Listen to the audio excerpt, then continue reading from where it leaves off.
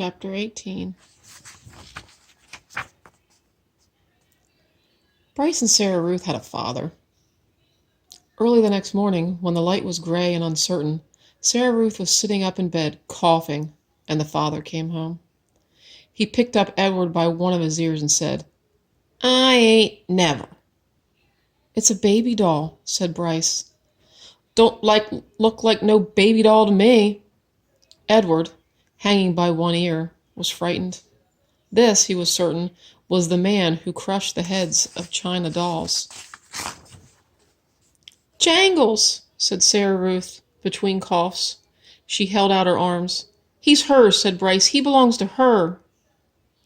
The father dropped Edward on the bed, and Bryce picked up the rabbit and handed him to Sarah Ruth. "It don't matter anyway," said the father. "It don't make no difference, none of it." "It does matter," said Bryce. "Don't you sass me," said the father. He raised his hand and slapped Bryce across his mouth, and then he turned and left the house. "You ain't got to worry about him," said Bryce to Edward. "He ain't nothing but a bully. And besides, he don't hardly ever come home." Fortunately, the father did not come back that day. Bryce went out to work, and Sarah Ruth slept in the bed, holding Edward in her lap and playing with a box filled with buttons. "Pretty," she said to Edward as she lined up the buttons on the bed and arranged them into different patterns. Sometimes, when a coughing fit was particularly bad, she squeezed Edward so tight that he was afraid he would crack in two. Also, in between cough fits, she took to sucking on one or the other of Edward's ears. Normally, Edward would have found intrusive, clinging behavior of this sort very annoying. But there was something about Sarah Ruth. He wanted to take care of her.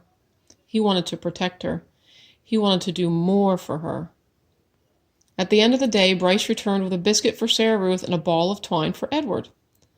Sarah Ruth held the biscuit in both hands and took small, tentative bites. Tentative means like sort of scared nervously, like she nibbled at it. "You eat that all up, honey. Let me hold Jangles," said Bryce. "Him and me got a surprise for you." Bryce took Edward off in a corner of the room with his pocket knife. He cut off lengths of twine and tied them to Edward's arms and feet, and then tied the twine to sticks of wood. "See, all day I've been thinking about it," Bryce said. "What we're going to do is make you dance." Sarah Ruth loves dancing. Mama used to hold on to her and dance all around the room. "You eating that biscuit?" Bryce called out to Sarah Ruth. "Uh-huh," said Sarah Ruth. "You hold on, honey. We got a surprise for you." Bryce stood up. "Close your eyes," he told her. He took Edward over to the bed and said, "Okay, you can open them now." Sarah Ruth opened her eyes. "Dance, Jangles," said Bryce.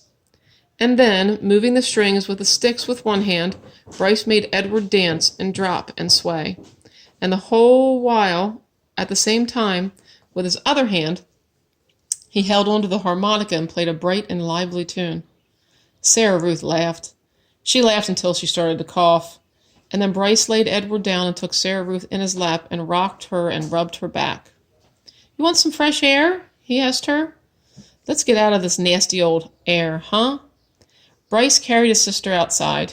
He left Edward lying on the bed, and the rabbits, staring up at the smoke-stained ceiling, thought again about having wings. If he had them, he thought, he would fly high above the world to where the air was clear and sweet, and he would take Sarah Ruth with him. He would carry her in his arms. Surely, so high above the world, she would be able to breathe without coughing. After a minute, Bryce came back inside, still carrying Sarah Ruth. "She wants you too," he said. "Jangles," said Sarah Ruth. She held out her arms. So Bryce held Sarah Ruth, and Sarah Ruth held Edward, and the three of them stood outside. Bryce said, "You got to look for falling stars. Them are the ones with magic." They were quiet for a long time, all three of them looking up at the sky. Sarah Ruth stopped coughing. Edward thought that maybe she had fallen asleep.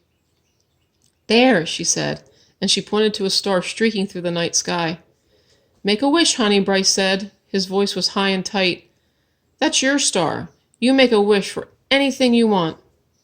And even though it was Sarah Ruth's star, Edward wished on it too.